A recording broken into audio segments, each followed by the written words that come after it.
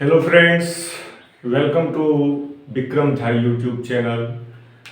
आज मैथ्स की चर्चा करने से पहले थोड़ा जो क्लास वाइज मैथ्स लगाते हैं आप लोगों के लिए, तो मैंने सोचा कि सारे क्लासेस रिक्वायर्ड होता है कि अपना अपना क्लास सब ढूंढते हैं नेट पे यूट्यूब पे कि क्लास 6 जो क्लास 6 में पढ़ते हैं वो क्लास 6 का सर्च करते हैं, 7th वाले 7th का, 8th वाले 8th का। इस तरह से जो है सभी क्लास वाले अपने अपने क्लास का वो अपना टॉपिक भी इवन सर्च करते हैं। और बच्चों के अंदर एक भ्रम होता है जो कि बहुत बड़ा भ्रम है, और इसमें 90% बच्चे भ्रम में रहते हैं कि ये आएगा ये नहीं आएगा, एग्जाम में ये आएगा ये नहीं आएगा। खास करके मैथ्स में आपका ये कहना कि ये आएगा ये नहीं आएगा, आप बताइए कुछ ऐसी चैप्टर्स हमारे मैथ्स में बेसिक होते हैं जो आए ना, उसके बिना क्या आप मैथ्स की कल्पना कर सकते हैं?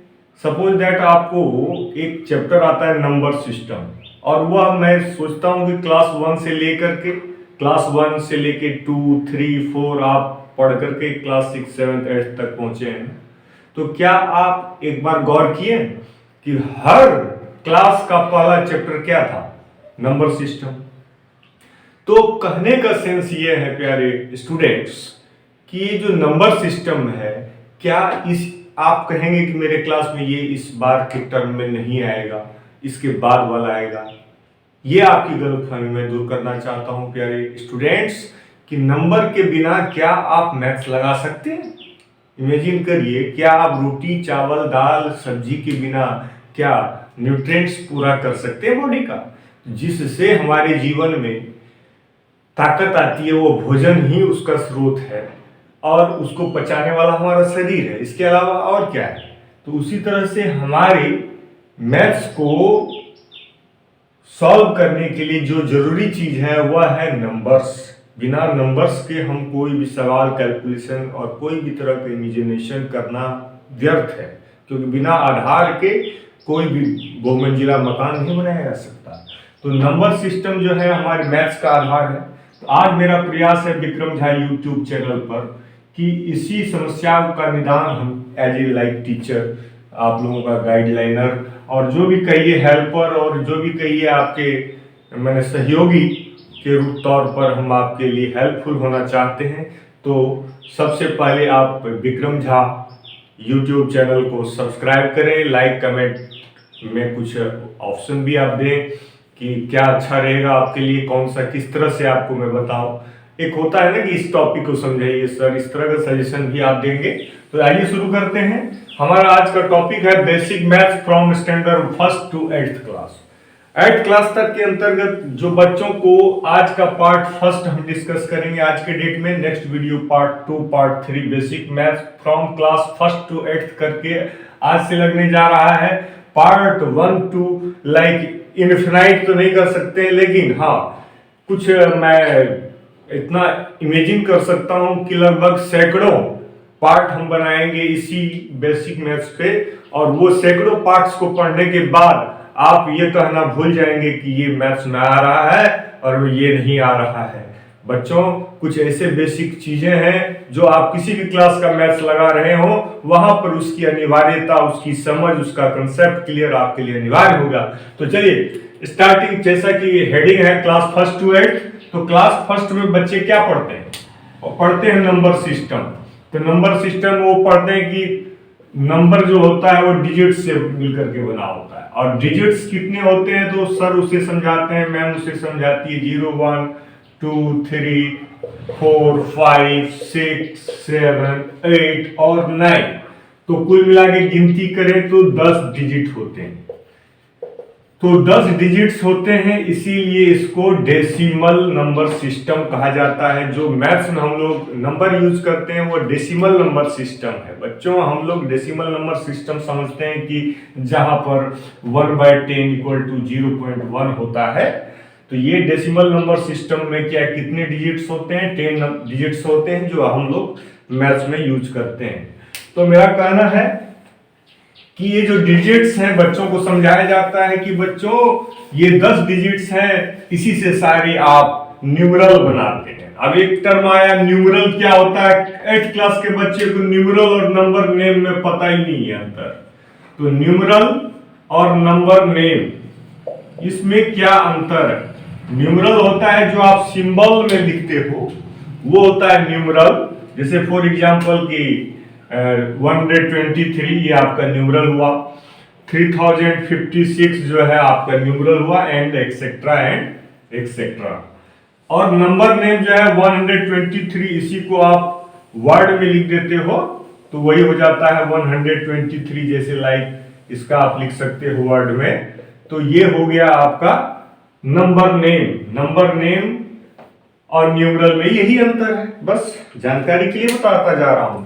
जो जो दिमाग में मेरे आएगा, जो आपके लिए बेसिक होगा, हम बताते चले जाएंगे और आप उसको नोट करते जाएंगे जहां जहां कुछ नई बातें आपको सीखने को मिलेगी।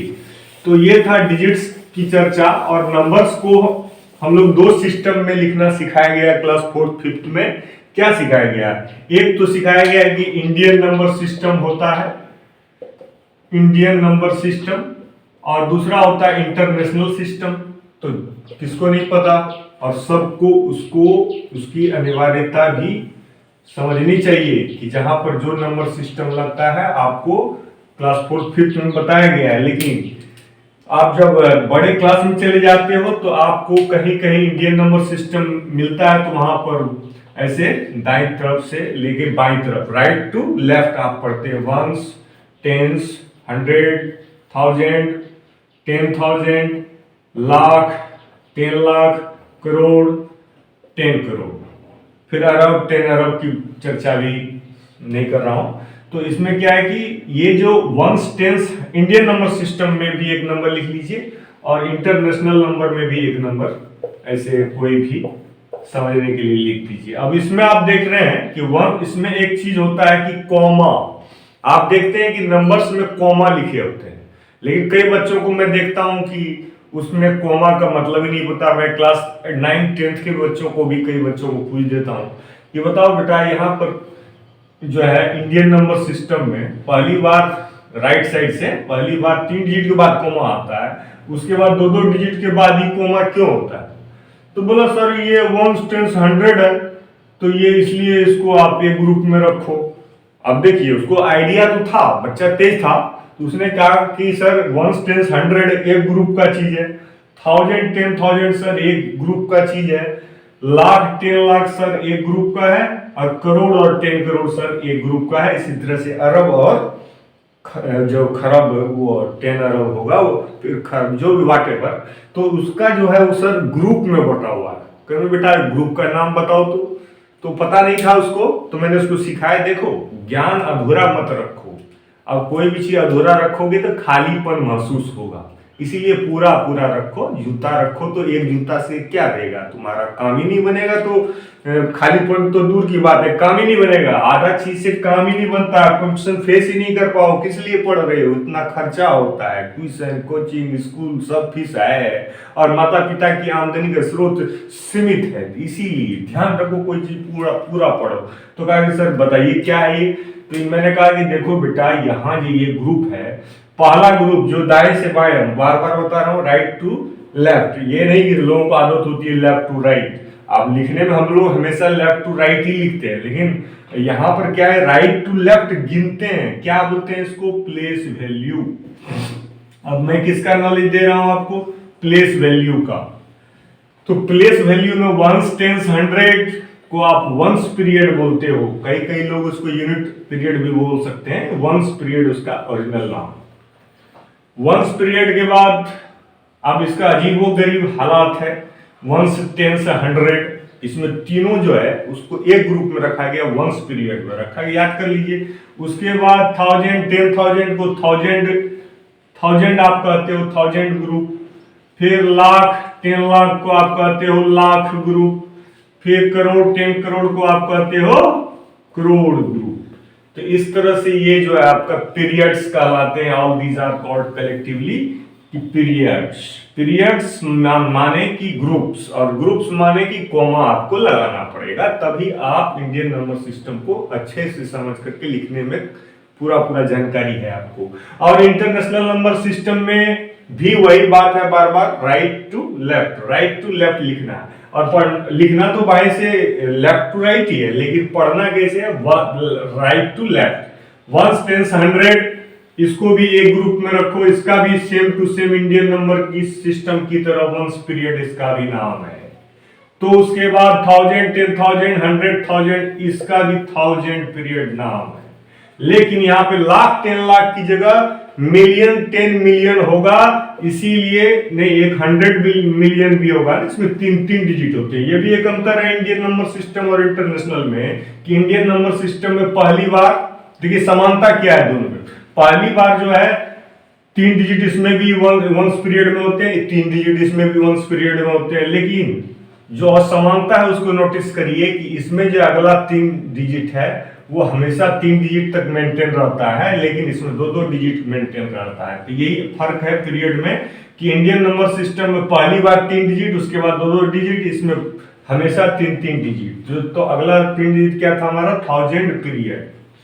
1000 पीरियड के बाद होता है आपका, अगर मान लीजिए यहाँ पर कुछ और दे दीजिए, ये तीनों डिजिट हो गया, ऐसे पढ़िए, मिलियन, 10 मिलियन, 100 मिलियन। तो ये आपका मिलियन पीरियड होता है कि नहीं होता है, मिलियन पीरियड होता है। फिर बिलियन में यार मान लीजिए यहाँ पे 6 to 5 ऐसे इसको पढ़ेंगे आप कैसे, तो मिलियन के बाद क्या पढ़ते हैं आप, बिलियन, बिलियन, 10 बिलियन और 100 बिलियन, इसीलिए इस ग्रुप का नाम होगा बिलियन पीरियड। तो इस तरह से आप लोगों ने देखा कि इंडियन नंबर सिस्टम और इंटरनेशनल नंबर सिस्टम आप जो कि हमेशा यूज करते हैं, ये क्या लगा रखा है आएगा नहीं आएगा, इस नंबर सिस्टम को आप हमेशा यूज करते हो अपने मैथ में। तो इसीलिए आपको ये पता ही होना चाहिए कि ये आएगा ही आएगा, इसीलिए इन सब चीजों को आप नजरअंदाज बिल्कुल मत करिएगा प्यारे स्टूडेंट्स। और ये तो हो गई चर्चा की प्लेस वैल्यू की, जिसके आधार पर हम नंबर नेम और न्यूमरल को हमने समझा और पीरियड्स को समझा और कोमा लगाना सीखा। वेरी गुड, नाइस जॉब, आप लोग सीख रहे हैं। मेरा प्रयास है कि इसी बेसिक मैथ्स क्लास को लेकर के मैं सारे जूनियर से लेकर के प्राइमरी से लेकर के मिडिल और सीनियर क्लास के स्टूडेंट्स को मैं ये फील कराना चाहता हूं कि जी हाँ, बेसिक है तो सब है, अदरवाइज कुछ भी नहीं है। कुछ कमियां आपको फील हो रही होंगी मैथ्स में, उसका एक ही राज है कि आपने बेसिक मैथ्स कहीं से अच्छे टीचर से नहीं सीखा। हालांकि खुद भी सीख सकते हैं बच्चे जो लगनशील होते हैं। फॉर एग्जांपल मैं ही हूँ, मैंने कोई कोचिंग ट्यूशन उतना नहीं ज्वाइन किया है, लेकिन हाँ, जो भी मैंने गुरु का जो कमी महसूस किया, इसी वजह से आज मैं इस क्षेत्र में हूँ। मेरे पास नौकरियां भी थी, मैंने उनको छोड़ना भी पड़ा, और छोड़ करके अगर मैंने कोई प्रोफेशन चुना नौकरी से पहले और नौकरी के बाद, जब भी मुझे मौका मिला तो पढ़ाने का ही मैंने प्रोफेशन चुना। आज मैं प्राइवेट टीचर हूँ जो प्राइवेट स्कूल में पढ़ाता हूँ, और सुबह 6 बजे से लेके पढ़ाना शुरू करता हूँ और रात के 9 बजे तक लगातार मेरे को पढ़ाने के लिए बच्चे मिलते रहते हैं। और मैं रोज की 30 दिन में से संडे को छोड़कर हर दिन का मेरा रूटीन है, तो मैं आप लोगों को अपना अनुभव शेयर कर रहा हूँ यहाँ पे। तो आइए इसके बाद वाला जो है चीज हम लोग डिस्कस करते हैं नंबर में। तो प्लेस वैल्यू के साथ साथ आपको फेस वैल्यू भी समझना होगा। मान लीजिए एक एग्जांपल लेते हैं बच्चों कि 325 है। अब इसमें प्लेस वैल्यू का मतलब है 5 वंस है, 2 टेंस है कि नहीं, और 3 100 है। देखिए तीनों मंत्र बताता हूं, आपको लग रहा होगा कि छोटी बात तो है, मैं मानता हूं छोटी बात है कि 5 वंस का मतलब 5 होता है, 2 टेंस का मतलब 20 होता है, 300 का मतलब 300 होता है, एंड सो ऑन। 100 के बाद 1000, 10,000, लाख, 10 लाख, ऐसे करके प्लेस वैल्यू में आप जितना राइट टू लेफ्ट जाओगे उतना एक एक जीरो आपका बढ़ता चला जाता है। आपने इस सीक्वेंस को देखा, लेकिन क्या आपने गौर किया है कि फेस वैल्यू क्या होता है? यहां आपको 5 का प्लेस फेस वैल्यू, ये क्या है? Face value. 5 का फेस वैल्यू कोई पूछेगा तो आप क्या बताओगे? 5 का फेस वैल्यू 5 ही बताओगे या कुछ और बताओगे? 5 बताओगे। फिर 2 का फेस वैल्यू क्या बताओगे? 2 ही बताओगे कि 20 बताओगे? तो फिर फेस वैल्यू और प्लेस वैल्यू में अंतर क्या रह गया? 3 का फेस वैल्यू क्या बताओगे? 3 ही बताओगे। कहने का सेंस ये है कि फेस वैल्यू जो होता है वह प्लेस वैल्यू से उसको कोई लेना देना नहीं होता है। दैट्स एक छोटी सी बात आ गई थी बीच में, तो उसको भी हमने चर्चा में लिया। अब देखिए नंबर्स में जो छोटे बच्चे जब बड़े होने लगते हैं तो उसे चिंता सताती है कि ये जो नंबर्स में एक डेसिमल का नंबर आता है वो कैसा नंबर होता है। तो मैं कहना चाहूंगा कि आप इस डेसिमल नंबर सिस्टम को समझने के लिए आप सीधी बात समझो, एक जो मैं कहता हूं क्लास 3rd के लेवल तक के बच्चों के लिए कि वो इस बात को गौर से सुने कि आपने रुपया पैसा देखा। देखिए हम थोड़ा सा डेसिमल का इंट्रोडक्शन दे रहे हैं कि नंबर सिस्टम में उसको एक चीज बड़ा अलग दिखता है अपने डेली लाइफ में। जब वो रुपये पैसे की बात करते हैं तो उसको बोलते हैं डेसिमल नंबर्स। क्या बोलते हैं उसको? Decimal numbers. तो डेसिमल नंबर्स में क्या होता है, जब रुपीस और पैसे की बात होती है तो उसको बोलते हैं RS फॉर रुपीस और P फॉर पैसा। तो कितना रुपीस? 3 रुपीस, उसके बाद पॉइंट रहता है और 0 रहता है, तो मतलब 3 रुपीज हो गया। सिंपली ये क्या हो गया? 3 रुपीज। कोई कहेगा कि 6 रुपीज 50 पैसा, तो उसमें हम वो देखते हैं कि बीच में एक पॉइंट होता है। अब दोनों को आप ऐड करते हैं तो कितना होता है? 3 रुपीज 00 पैसा और 6 रुपीज 50 पैसा, तो 9 रुपीज 50 पैसा। तो इसमें जो आप ये जो डेसिमल देख रहे हैं, तो एक एग्जांपल लीजिए 3 रुपीज 20 पैसे का, यहाँ पे रुपी लिख लीजिए। तो ये जो 3 रुपीज है ये तो पूरा 3 का नोट है आपका, रुपीज 3 है, और प्लस जो है आपका 20 पैसा है। तो 20 पैसा मतलब क्या हुआ? 1 रुपये का कितनावा भाग? 1 रुपये का 5वां भाग। कहीं कैसे? क्योंकि 20 पैसे का मतलब होता है कि 1 रुपया का 5वां भाग, तो 1 रुपया में 100 पैसे होते हैं। 1 rupees equal to rupees 1 equal to 100 पैसे। तो 100 पैसा मतलब हो गया आपका 1 रुपीज। तो 50 पैसा आपका हो गया हाफ रुपीज और 25 पैसा हो गया आपका 1/4 रुपीज। तो 20 पैसा आपका कितना हो गया? वो हो गया आपका 1 रुपये का कितना भाग? 20 पैसे को आपको अगर रुपये में समझना है तो 20/100 कर दीजिए, तो आपको समझ में आ जाएगा 1/5 रुपीज।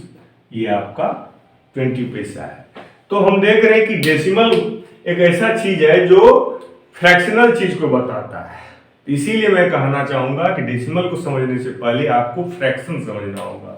चलिए, फ्रैक्शन जो है क्लास 3rd से ही बचाया जाता है, तो सबसे पहले हम लोग बेसिक क्लास के तौर पर फ्रैक्शन को समझने का प्रयास करेंगे, और फ्रैक्शन को समझने के बाद आपको डेसिमल का पूरा नॉलेज जो है मैं देने का प्रयास करूंगा, और वह अगले पार्ट में होगा। लेकिन आज का पार्ट डेडिकेटेड है हमारा, जिसमें हम नंबर्स बता रहे हैं, तो फ्रैक्शन को बताना आज हम नहीं भूलेंगे। तो fraction means a part of a whole. आप अक्सर क्या करते हैं कि एक छोटा क्लास के बुक में देखिए, या आप खुद पढ़े हैं तो याद भी होगा, a part of a whole, whole मतलब होता है सारा, इज कॉल्ड फ्रैक्शन। फ्रैक्शन मतलब होता है हिस्सा, कि आपने कितना हिस्सा खाया। एक एप्पल आए, एक एप्पल को आप ले लीजिए, ये आपका रहा एक एप्पल, और इस एप्पल को आपने 1/4 खाया और 1/4 दूसरे को दिया, यानी इसके 4 हिस्से कर लिए। ये 1/4, ये 1/4 हुआ कि नहीं हुआ? आप समझ सकते हैं, इतना एक चीज को अगर 4 बराबर भाग बांटोगे तो 1/4 होगा कि नहीं होगा? तो 1/4 मतलब 4 हिस्से में बराबर चाकू से काट दिए, तो आपने 1/4 खाया, दूसरे ने भी 1/4 खाया, तीसरे को भी आपने 1/4 दिया, चौथे के को भी आपने 1/4 दिया। इस तरह से आप देख रहे हैं कि टोटल आपके पास आ गया 4/4, यानी सबको मिलाइएगा तो फिर 1 एप्पल आ जाएगा इक्वल टू 1। तो यानी कि 1 को अगर आप टोटल समझे तो टोटल आप ऐसे समझिए कि टोटल हमारा 4 इक्वल पार्ट में हमने बांटा था एप्पल को। जो डिनोमिनेटर होता है, नीचे वाले को डिनोमिनेटर कहते हैं, ऊपर वाले को न्यूमरेटर कहते हैं। तो नीचे वाला जो होता है होल होता है, होल मतलब सारा। जैसे मान लिया आप एप्पल को 4 बराबर भाग बांटे हैं, तो 4 बराबर भाग आपका होल मतलब सारा हो गया, और उसका एक पार्ट आप खाए हैं तो उसको 1/4 बोलिए। यानी जो हिस्सा कंज्यूम होता है वो न्यूमरेटर होता है, जो होल मतलब पूरा टोटल होता है वो डिनोमिनेटर होता है। इसी को फ्रैक्शन कहते हैं। अभी आपके लिए इतना ही जानना काफी है। तो एक एप्पल के 4 बराबर हिस्से को आपने इस तरह से जब एग्जांपल से समझोगे ना फ्रैक्शन का डिफिनेशन ये इजी वाला दिया हूं मैं। A part of a whole is called fraction. इसको एकदम नोट करिए और याद रखिए ताकि आपको फ्रैक्शन के और चीजों को मैं बता सकूं। फ्रैक्शनल नंबर को समझने के लिए आपको यह जानना होगा कि इसके 2 टाइप्स मेन होते हैं।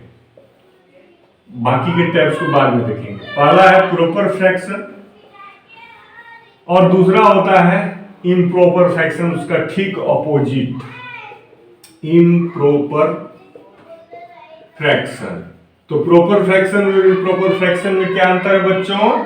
क्या है कि प्रॉपर फ्रैक्शन में न्यूमरेटर जो होता है डिनोमिनेटर से कम होता है। जैसे 8 से 1 कम, 3/5, यहाँ 5 से 3 कम, 6/7, तो यहाँ 7 से 6 कम है, एक्सेट्रा। जिसमें सीधी बात, जिसमें न्यूमरेटर डिनोमिनेटर से कम होगा उसको आप कहेंगे प्रॉपर फ्रैक्शन। और इम्प्रॉपर फ्रैक्शन इसका उल्टा होगा, जिसमें न्यूमरेटर ही ज्यादा हो और डिनोमिनेटर कम हो। तो जैसे कि 17/8 एक्सेट्रा। तो आपको एक चीज और मैं बताऊंगा कि प्रॉपर फ्रैक्शन जितने भी दुनिया में होते हैं वो सब जो है 1 से कम होते हैं। All proper fractions are less than 1। 1/8 जो है 1 से लेस है, 3/5 है वो 1 से लेस है, 6/7 जो है वो 1 से लेस है। आपको जितने भी प्रॉपर फ्रैक्शन मिलेंगे नोट कर लीजिए दिमाग में, वो 1 से कम ही होंगे, क्योंकि 1 का मतलब वहां टोटल होता है। फ्रैक्शन में अगर आप देखें तो 1 मतलब कंप्लीट, और 1 से जो बड़ा होता है वो होता है इम्प्रॉपर फ्रैक्शन। जैसे आपको ना समझ में आ रहा हो तो 13/4 को आप मिक्स्ड फ्रैक्शन में बदलने का प्रयास करिए। तो मिक्स्ड फ्रैक्शन किसे कहते हैं? हालांकि ये फ्रैक्शन इम्प्रॉपर फ्रैक्शन का ही दूसरा मतलब उसको मिक्स में लिखने का तरीका है। जितने भी इम्प्रॉपर फ्रैक्शन है, प्रॉपर फ्रैक्शन को आप मिक्स फ्रैक्शन लिख सकते हैं, बिल्कुल नहीं लिख सकते।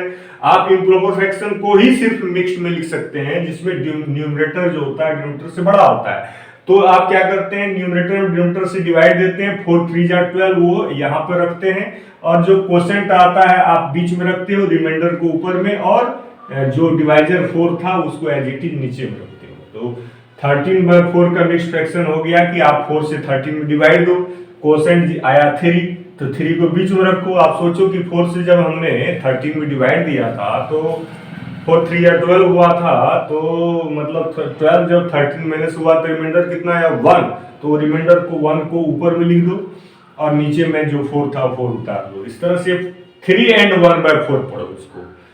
13/4 रुपीज आप बोलोगे कि मेरे पास बच गया, खर्चा किया मैंने और मेरे पास जो है 13/4 रुपीज बच गया, तो किसी को कुछ समझ में आएगा नहीं। अगर उसी जगह आप बोलते हो कि मेरे पास 3 रुपीज एंड 1/4 रुपीज बचा, तो किसी को समझ में आएगा कि 3 रुपीज तो बचा ही बचा, 1/4 रुपीज मतलब 25 पैसा लगभग बचा। तो मतलब 3 and 1/4 ज्यादा समझ में आता है। इसीलिए इम्प्रॉपर फ्रैक्शन को मिक्स में आपको बदलने आना क्यों चाहिए, मैंने बताया कि आपको मिक्स्ड फ्रैक्शन जो है ज्यादा समझ में आता है। तो इस तरह से आज हमने फ्रैक्शन के 2 टाइप बताए और उसमें अंतर बताया। चलिए इतना ही नहीं, फ्रैक्शन का जो मेन जो है यूज है वह मैथ्स में हर जगह है, इसीलिए यह एक बेसिक क्लास के तहत लीजिए। फ्रैक्शन में आपको कंपेयर करने आना चाहिए, उसमें कौन बड़ा है कौन छोटा है, कौन इक्विवेलेंट फ्रैक्शन है, इत्यादि इत्यादि। तो इसका हम चर्चा धीरे धीरे करेंगे। अब हम लोग पार्ट 2 में फ्रैक्शन से ही जो है हम आगे बढ़ेंगे। तब तक हम समझते हैं कि आप लोगों को वेट रहेगा मेरे अगले वीडियो का, और मुझे भी पूरी उम्मीद के साथ मुझे ये दिखना चाहिए कि आप लोग इंटरेस्टेड हैं इन सारे बेसिक क्लास में, और इसके लिए आप विक्रम झा यूट्यूब चैनल को जरूर सब्सक्राइब करिएगा और कमेंट में लिखिएगा। Thank you very much. मिलते हैं फिर अगले वीडियो में विक्रम झा यूट्यूब चैनल पे। धन्यवाद।